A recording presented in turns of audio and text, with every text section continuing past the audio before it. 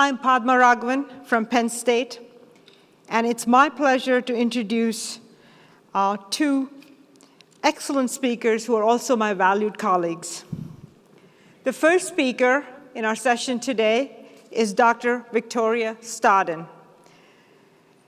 Dr. Stodden is a professor in the School of Information Sciences in the University of Illinois at Urbana-Champaign, and she also has an appointment at the National Center for Supercomputing Applications. Her research concerns the problem of enabling reproducibility in computational science. This includes studying adequacy and robustness in replicated results, designing and implementing validation systems, developing standards of openness for data and code sharing, and resolving legal and policy barriers to disseminating reproducible research.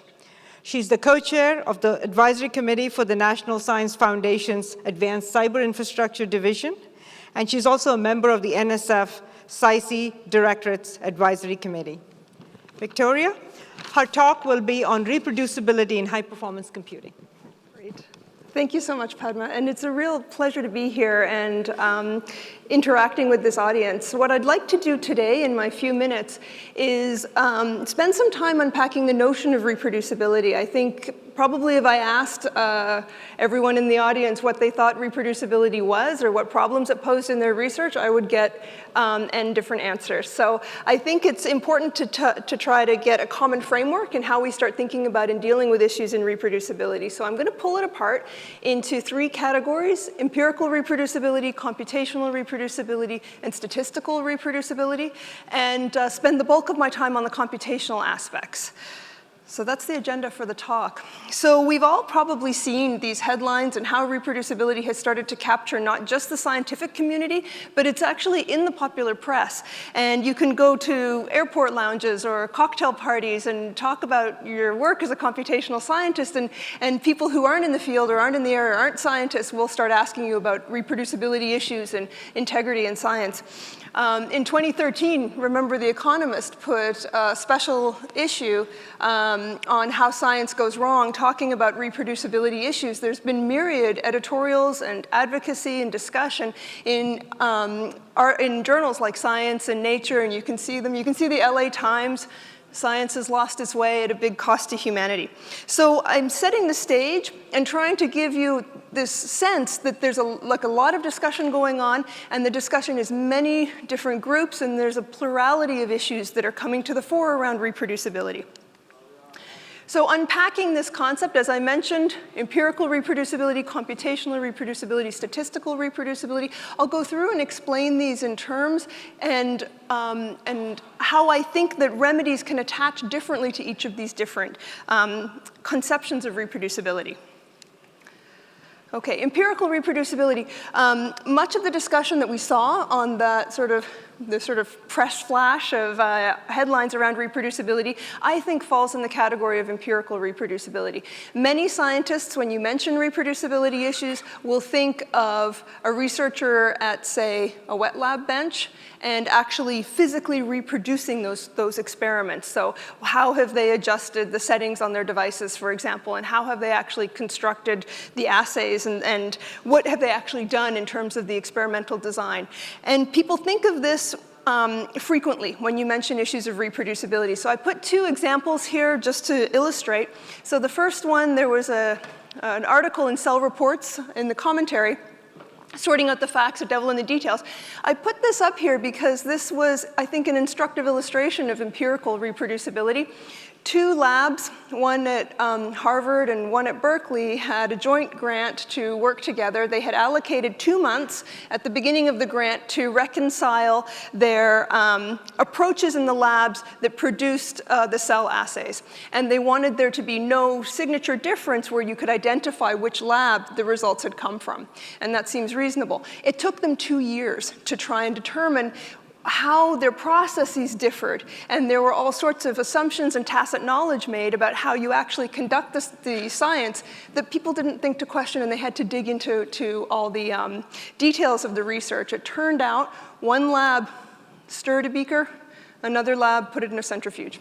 And that made a signature difference. And so that would be an example of empirical reproducibility in carrying out science. On the right, I mention a National Academies roundtable from last year, which was very interesting. It was focused on reproducibility, the missing R, reproducibility in a changing research landscape. One of the issues that came up there, these are people who work in labs primarily doing experiments on mice and live animals. So what does reproducibility mean in the context of where you actually kill animals to reproduce an experiment, for example? So those are issues that start to attend to what I'm calling this notion of empirical reproducibility. I won't spend too much time on the empirical aspects. I think the computational reproducibility is more relevant to this audience, and it is also the subject of my research. So I started trying to think, what's an intellectual frame I could use to understand notions of reproducibility or irreproducibility in computational science? And I'm thinking of computational science as anywhere where you're using a computer in your discovery process or pipeline. I have a focus in this talk, of course, on high-performance computing, but really many of these issues transcend the different types of ways that computing interacts with discovery. So traditionally, we've had two branches of the scientific method.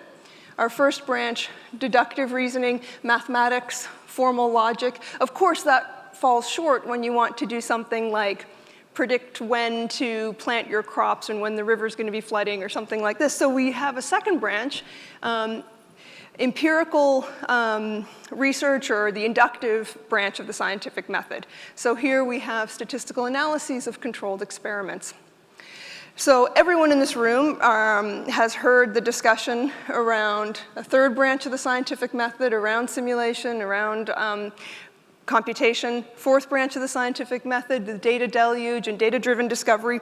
In fact, these are such entrenched concepts now that even just clicking around for a few minutes on the web, I found this 1995 website from NIST about a modeling and simulation workshop where I pulled out the text. Even though this is probably the first talk that I've given where you can actually read the text, I didn't need to pull it out.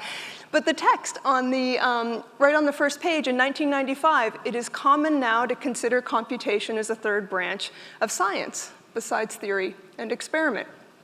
Okay, so this is common in 1995. On the other side, this is the cover of a book. Again, I'm just grabbing examples that just seem to pop up. There's nothing particularly special about these examples. But this book was published in 2009, The Fourth Paradigm, an edited volume by Microsoft. And right in the preface, it says, this book is about a new fourth paradigm for science based on data-intensive computing. So there's all this sort of seeming intellectual architecture around how computers are being used in scientific discovery, but I'd like to push on that a little bit more. And I just wanted to mention that my slides are on my website. If you prefer to kind of look at them on your laptop, you can, and many things are hot linked in here, so feel free to just grab them directly from the website. Okay, the impact of technology. So clearly, the discussion of the third branch of the scientific method, fourth branch of the scientific method are being driven by the technological changes. I found it useful to pull these apart. So it's not just that we're swimming in data, we're swimming in different types of data. So we're confronted with data, for example, many more variables and observations, new types of analysis are needed. The data deluge is not simply an issue of scale.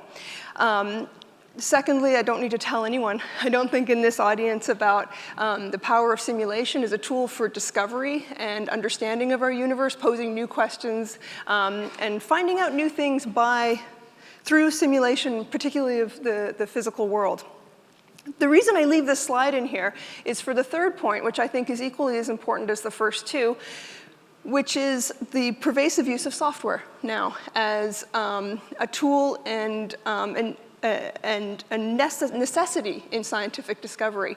So now we have intellectual contributions embedded only in the software, real scientific contributions. I'm a statistician, and we develop methods, and often the actual implementation of the methods, even though it may be described in a paper and published, is really appearing in the software. And I argue that this is happening everywhere and over. So we've got parts of the scientific record, scholarly contributions that are now appearing only in code. So I put a picture of Lior Pachter here, who is a professor at Berkeley.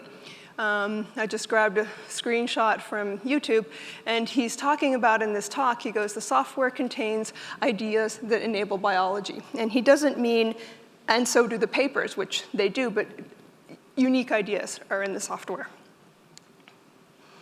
Okay, so if we go back to the discussion about the scientific method, with this backdrop of technological changes, thinking about why we have a scientific method and the problems that it's supposed to solve is really a recognition that error is everywhere and everything we do is fraught with error. So this is our starting point. We propose new findings or new discoveries to the community, and we try to convince others we've done everything we can to root error out of that discovery process. So in the deductive branch, they have a well-defined notion of the proof. You wouldn't consider publishing a mathematical result without actually giving the proof.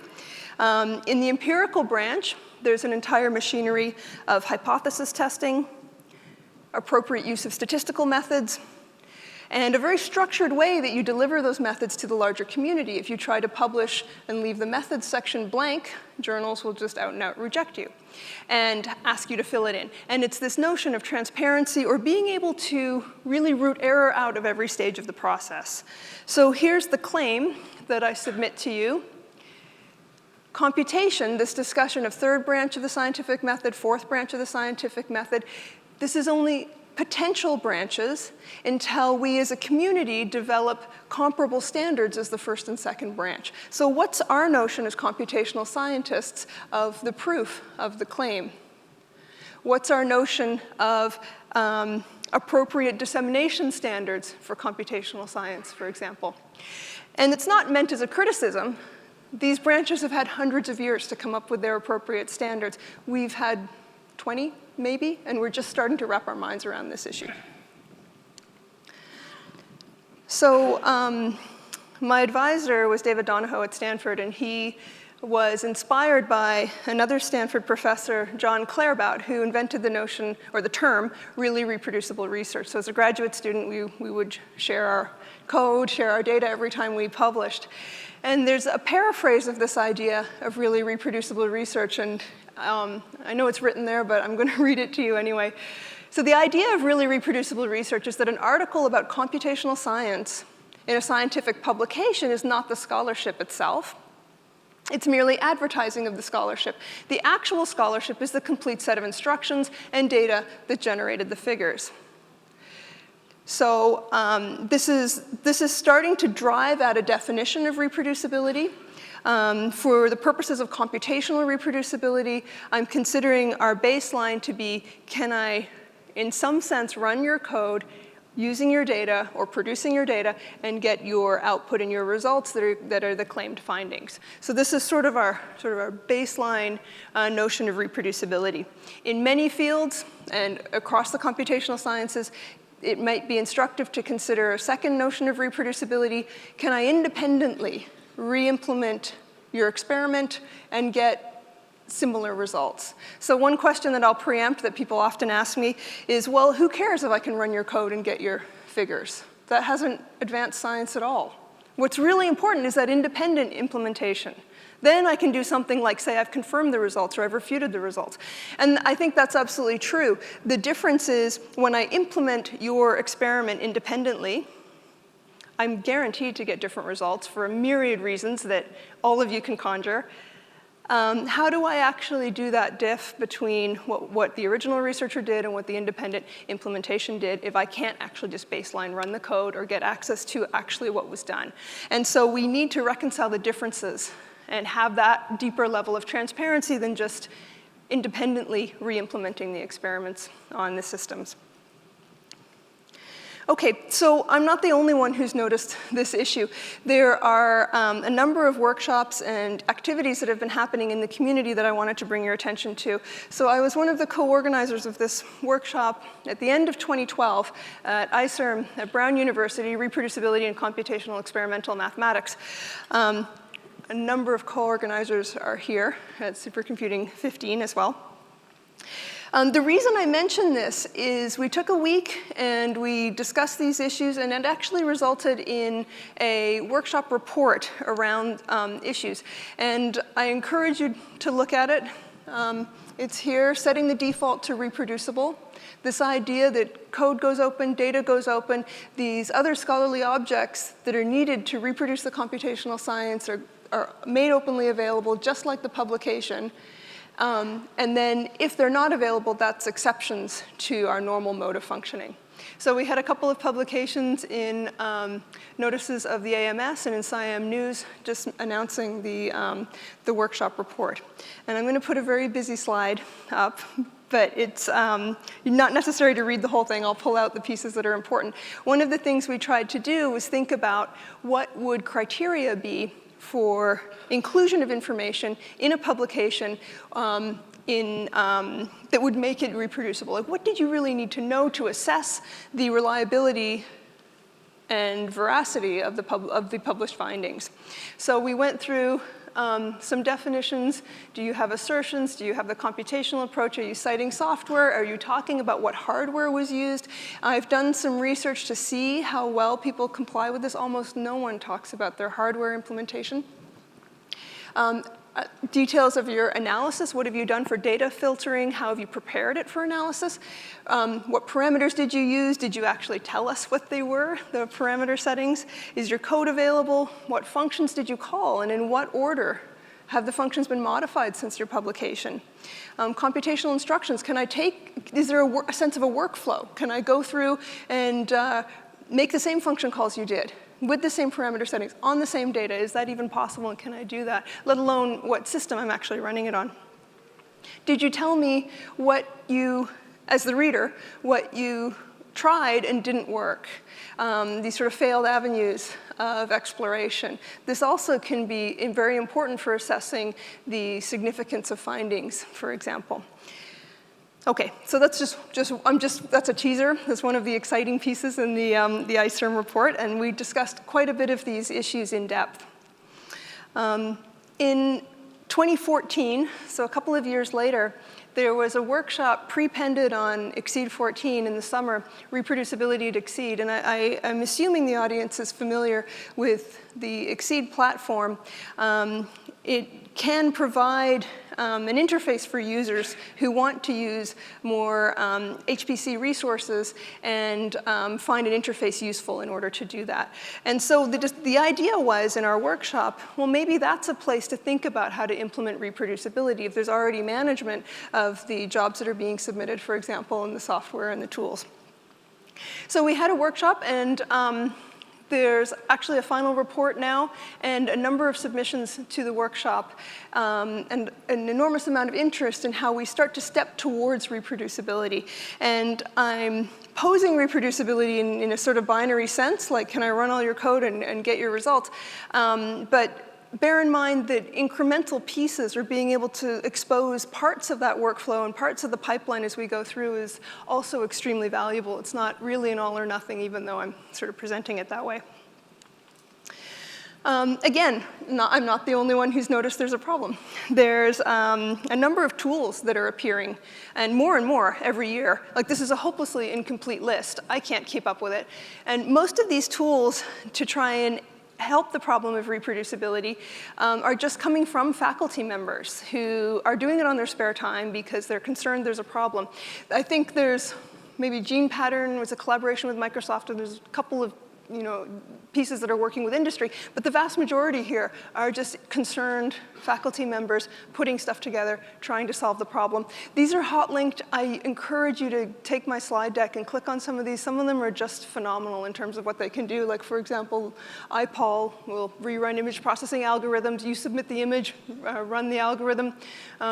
Chameleon also stepping towards reproducibility, particularly in HPC research. So they basically, as far as I could see, divided into 3 types of approaches. Dissemination platform, so post-publication, what can I do about access to code, access to data, however it's defined for your particular application. Pre-publication, is there steps that can be taken at the computational level to track workflows and what researchers have done, save those parameter settings, in some sense automate some of that reproducibility steps and make them available with sort of minimizing pain to the researcher.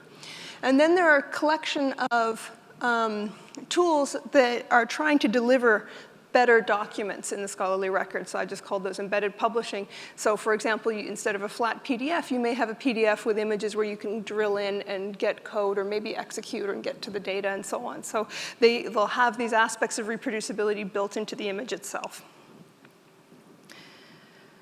Okay.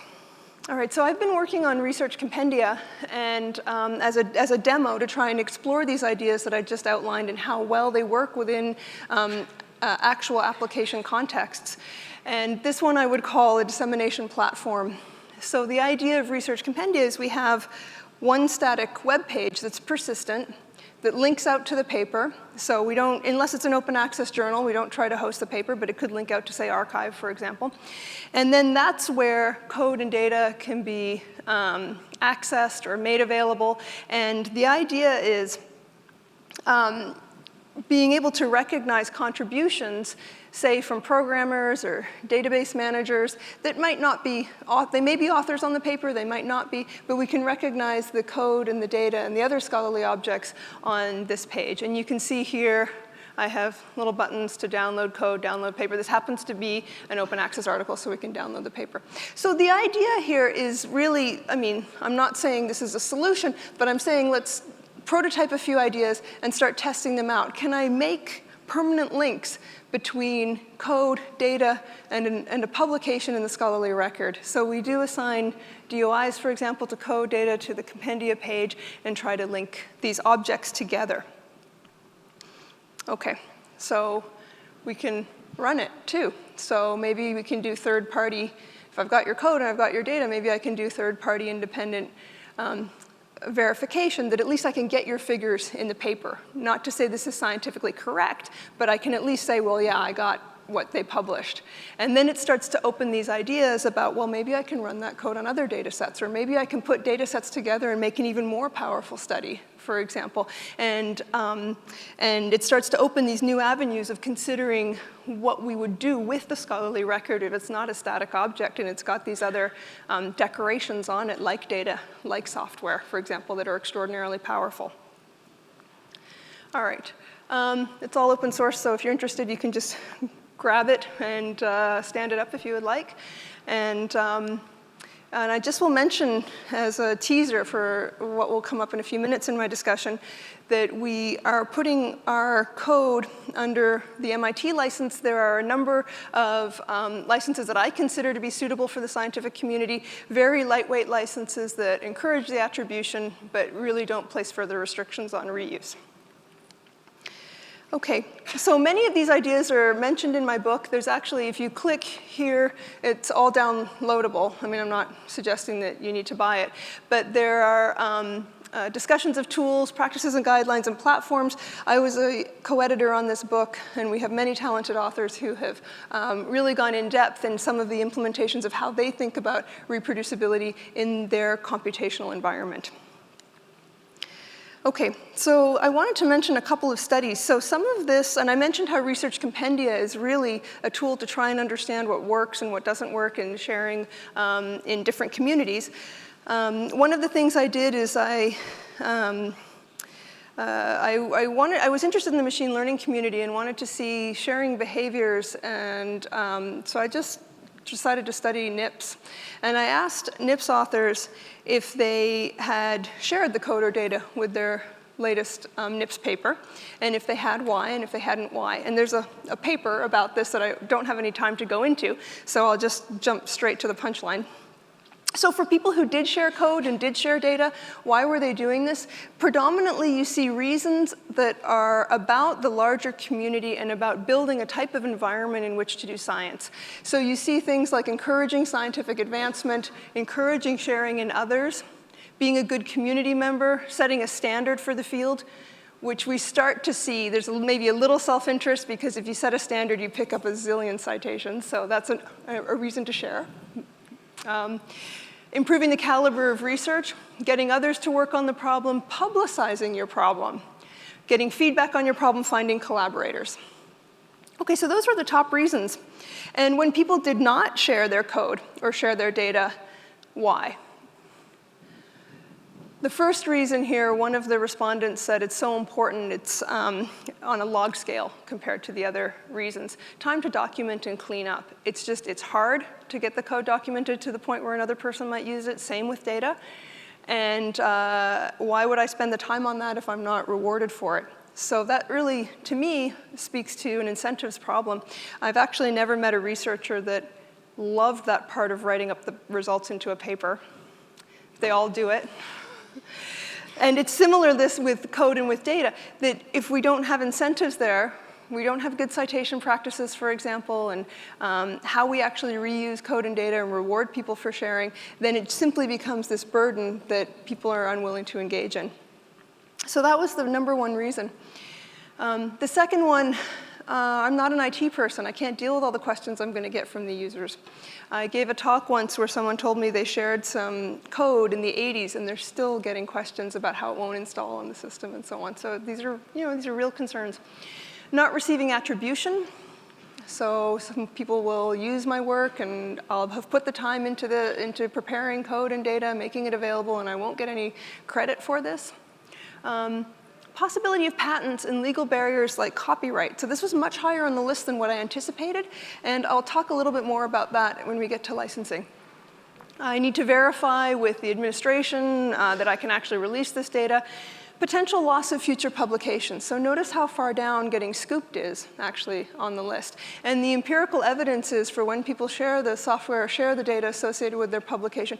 Generally speaking, they're not scooped, their next idea. What happens is people come in on some orthogonal research tangent, use the data in ways that no one anticipated, and then if the system was working well, the original releaser would pick up citations for all of this and get the reward for sharing.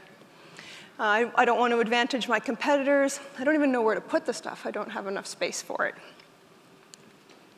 OK, I also wanted to mention a little more about legal aspects of sharing code. So this is just, I think this is probably a version of the document that I signed when I became a student at Stanford. And everyone in an academic institution has signed a similar version of the agreement saying that your inventions are going to be the property of the university.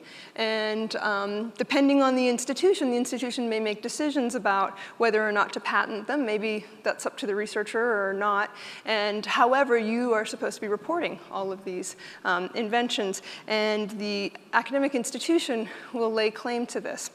And that's, I'll postpone the reasons for that because it's coming up later in the talk. However, I do see this coming clash with how we deal with ownership of codes, patenting, and reproducibility, availability, and transparency. OK, so let me talk a little bit about some of the legal barriers. So copyright is probably one of the main legal barriers to sharing software and also to some degree sharing data. So I'll just mention it very quickly. First of all, it's right in the Constitution. Promote the progress of science and useful arts by securing for limited times to authors and inventors the exclusive right to their respective writings and discoveries. OK, so that sounds like our best interests are right in there. Copyright has evolved through Congress and through many different copyright acts. And what it means today, original expression of ideas falls under copyright by default. You don't have to register your copyright. Your original idea, however you've expressed it, for example, in software, falls under copyright automatically. And what does that do? It means you, as the author, is the only one who can reproduce the work legally, and you're the only one who can prepare derivative works based on the original. So, i.e., build on the work, citing the original, not allowed under copyright. Unless, of course, you get permission from the original author. So I would have to email you and say, is it OK for me to take your code, run it on my data, for example. There are some exceptions to this, for example, fair use, but they don't cover all of what we would do in science with software and with our data. So this is a photo of Richard Stallman, and he noticed issues around copyright and code many, many years ago. And what he did, he invented the solution of open licensing, actually, and wrote the first open license, the GPL, the GNU Public License, as a pre-permissioning rider that would go with software. So you could just say in advance, here's the terms of use that I'm going to let you use this software under, and you didn't have to actually email him to ask. So since his innovation, which many people credit with actually protecting and allowing the open software community to flourish, there's been hundreds and hundreds of licenses that people have come up with for the different terms of use for software. So a very successful step. So this is a picture of Larry Lessig, and he was inspired by Stallman and created with two others the Creative Commons organization. And what Creative Commons does is it says, okay, so Stallman's open source licensing solution applied only to software, but what if, say, you're an artist and you'd like to share an image or a figure or movie, MP3, whatever it is, how do you pre-permission this? You can't really use the software licenses to do that. So at Creative Commons, they adapted this approach through 4 main licensing types for artistic works. So then the question that I had was, well, what about the scientific community? We're sharing code, but we're not only sharing code, we're sharing data, we're sharing things like images, and what could be called artistic works. We have our publications and figures and tables and so on. And so that's the idea behind the reproducible research standard for the scientific community, is how can we use the licensing to match the norms that we have in the scientific community about sharing and about reuse. And the way that I understand those norms is we have scientific discoveries, put them out in the scientific community for evaluation, skepticism, criticism, reuse, hopefully extending our body of scientific knowledge so others can build on them. But we do want attribution and citation through that. But otherwise, we're not adding extra encumbrances to the reuse of this information. So our media components could go under a Creative Commons attribution license to match these norms. Code components under the MIT license we saw earlier for Research Compendia or modified VSD license, essentially saying reuse my code however you like, but I want attribution when you do that. And then releasing the data into the public domain or possibly attaching an attribution license. Data I'll get to in one moment has a little bit of complicated aspects to it. So the idea is remove that barrier that copyright was posing on reproducible research, realign this IP framework for the sharing of these digital scholarly objects with our long-standing scientific norms. Okay, so with data,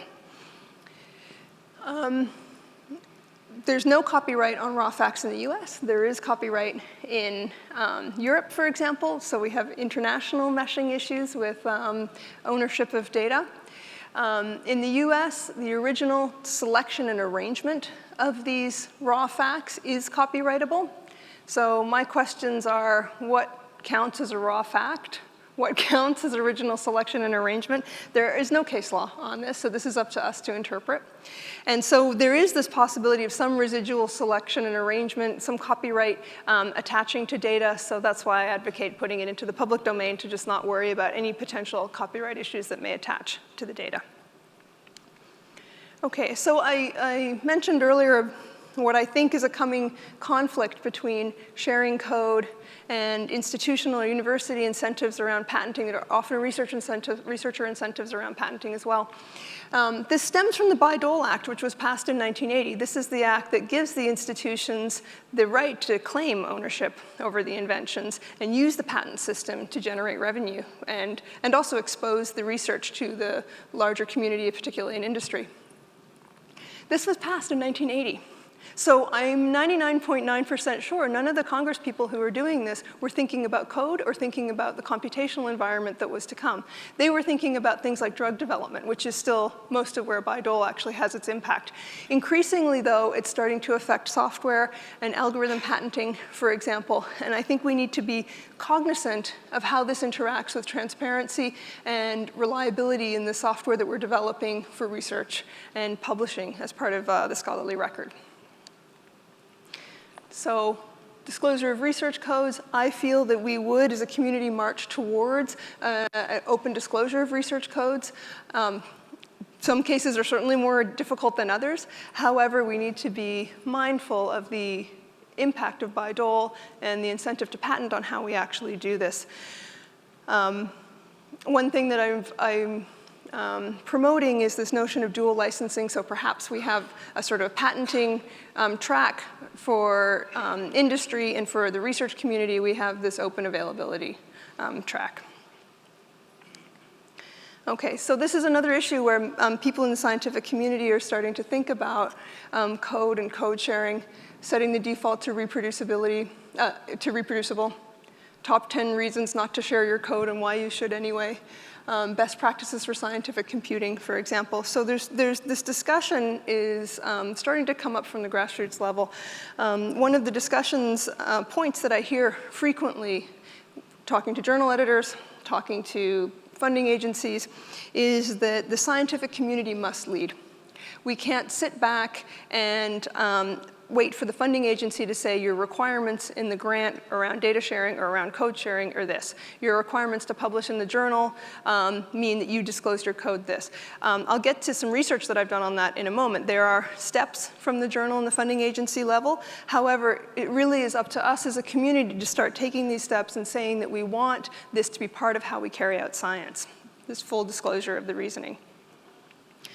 Okay, so I carried out a study on journals. I was interested in how journals are responding to code sharing, data sharing pressures. I didn't have particularly high hopes for the results simply because of the editorial board structure, and I thought having to come to this type of agreement on code access or data access might be more difficult than if it was just one person making the decision. So I chose 170 journals. I took ISI classification, statistics and probability, mathematical and computational biology, and multidisciplinary sciences. So I had Nature and Science, and there are some very high impact journals in the sample. And we gathered a huge amount of information from the journals. Again, I won't have time to go into all these, the details of the study. However, they are available. I have a reference for it.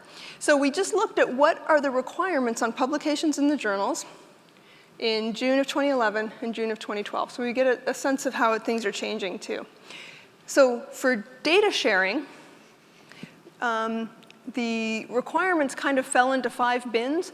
Required as a condition of publication, barring exceptions. Exceptions would be things like you have human subjects data you can't legally share and things and so on. We require the availability of data. However, we might publish your stuff anyway. There's another bin. Many journals had language talking about, sort of encouraging authors to do this, but they stopped short of a requirement. And then there's language that implies that you should be doing this. And then, of course, there are journals that just ignored the whole issue. So the upshot of this chart is that we went from about 67% of the journals in my sample, the 170 journals, not mentioning code and data at all in 1 year, down to about 62.5%. So we're seeing this march, and we're seeing this march, I think, I don't want to overread the numbers, but towards requirements around data availability from the journals. So the amount of activity here actually surprised me, and I thought we would see less, but they've actually been quite active in taking steps.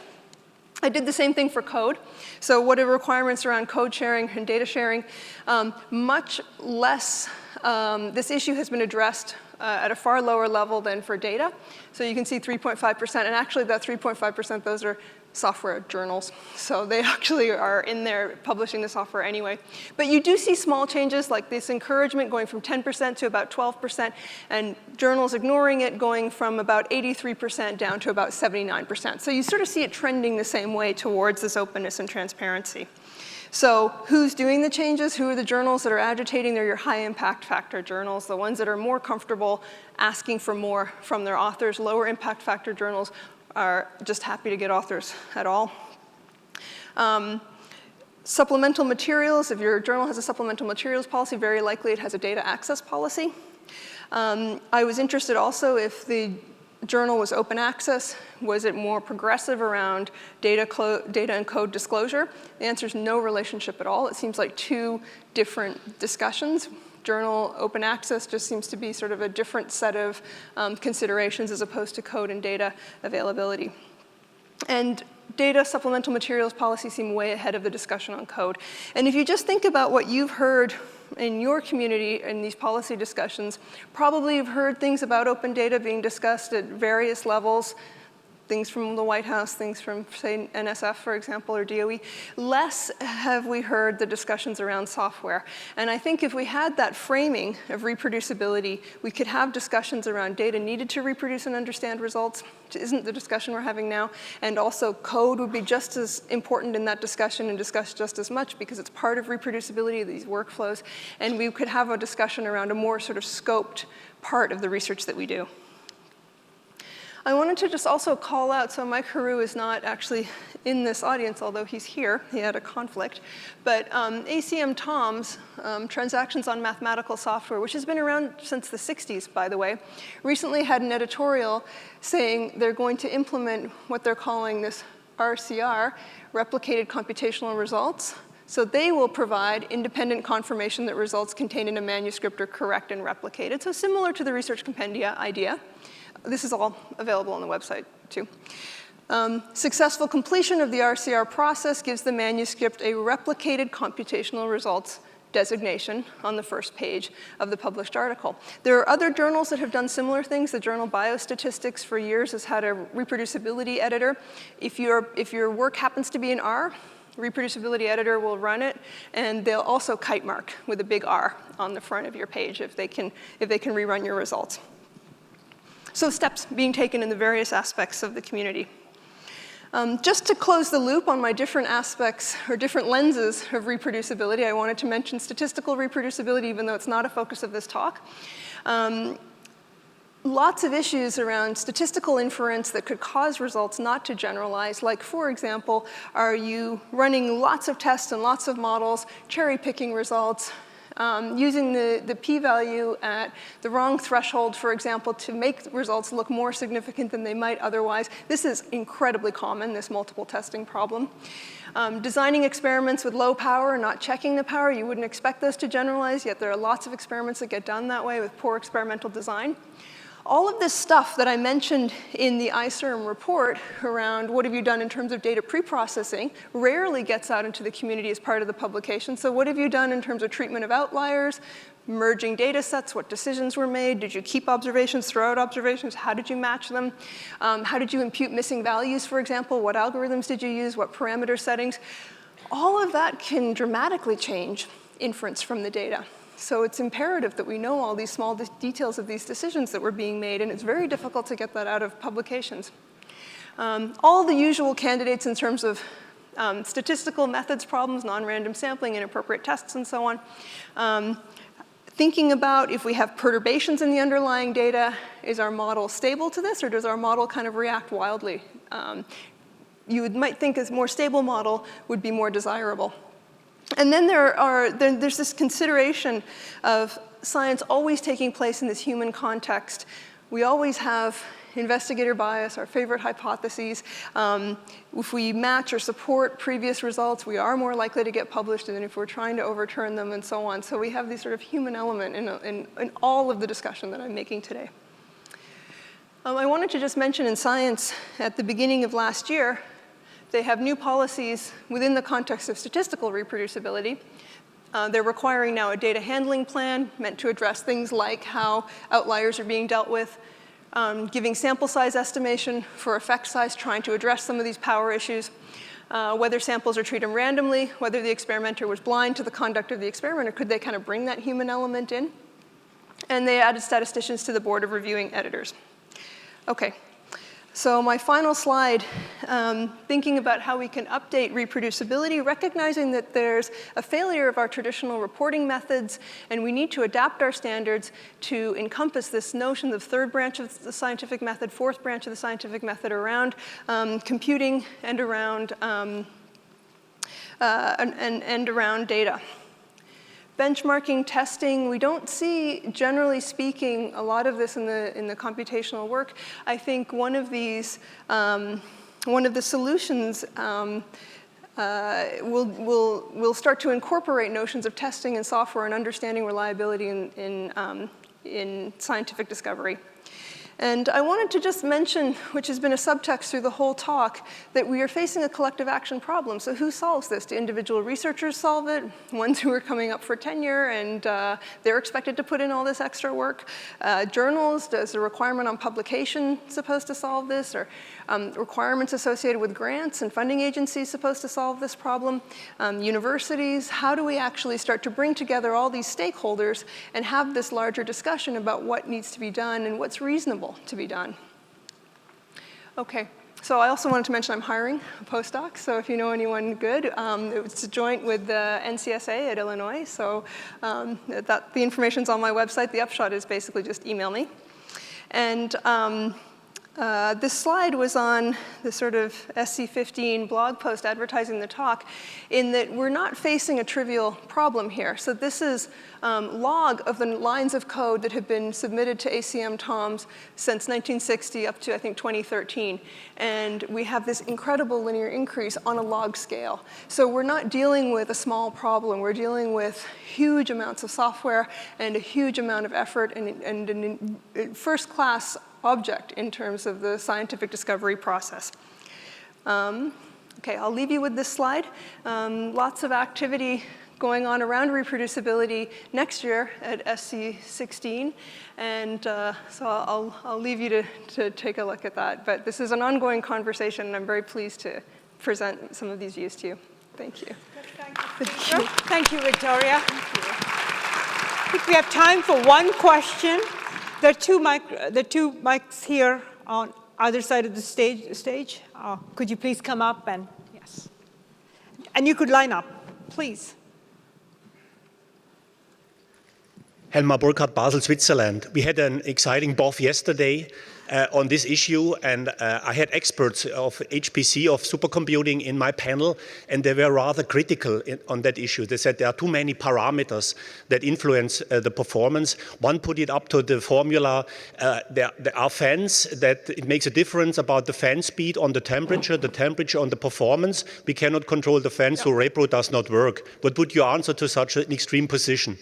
Yeah, so there are lots of problems, and my talk was necessarily somewhat abstract and high level. But as we dig in, there's going to be issues. So, and also, this is not the only community facing these issues. At that conference, the National Academies conference dealing with mice, for example, there was a study recently that the gender of the handler of the mice will influence mouse reactions differentially, and no one had paid attention to the gender of the mouse. This was now an omitted variable, and so they needed to. All their studies came into question. So things like, can we actually capture machine state, or can we capture parameter settings? There are folks who are working on automating this, so even the large number wouldn't be a challenge. However, it's early days, and we're thinking about this. And even different pieces, if we can even get different pieces of that pipeline reproducible, even if there are challenges that take more time to solve, I still think that's an advancement for generalizability and for reproducibility. But I never said it was easy.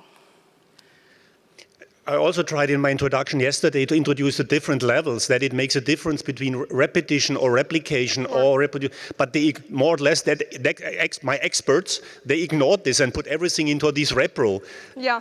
How many levels do you think? Are 3 enough, or is it too much, or too many, or what do you think? I think it's very application dependent. The two that I described in the talk today around can I just run code, even that one has all sorts of embedded levels in it when you start pulling it back. And I think that's a larger discussion, but it very much depends on the application, what hardware system you're using, what types of complexity in the software that you have. And so I try to just keep it framed as, can I actually run things and get to your result, or can I just even sort of independently reproduce your result? And those are the two sort of bins that I think it's useful to put these in. But it's very application driven. I think we have one more question. Perhaps we can take that while our next speaker is getting set up. Great talk, Victoria. I see a potential challenge. When we look at code, we look at different programming languages, and not everybody is a programmer. And when I look at data, I see different type of data, so we need some sort of metadata. Shall we reconsider? Shall we teach programming to everybody? Yes, we wish, but it's not feasible. How can we reconcile code in different language, manuscripts, data in different types? Yeah, what kind of approach? It's do a you really suggest? good question. I don't have an easy solution for that one either. I think that the data question is probably easier in different formats, translating data between. When I started with the project that I didn't get a chance to talk about, the Run My Code project, one of the first questions we got is, oh, you can run the code on the data. It would be really great if you could return, Stata code in R. Then that would really help the scientific community.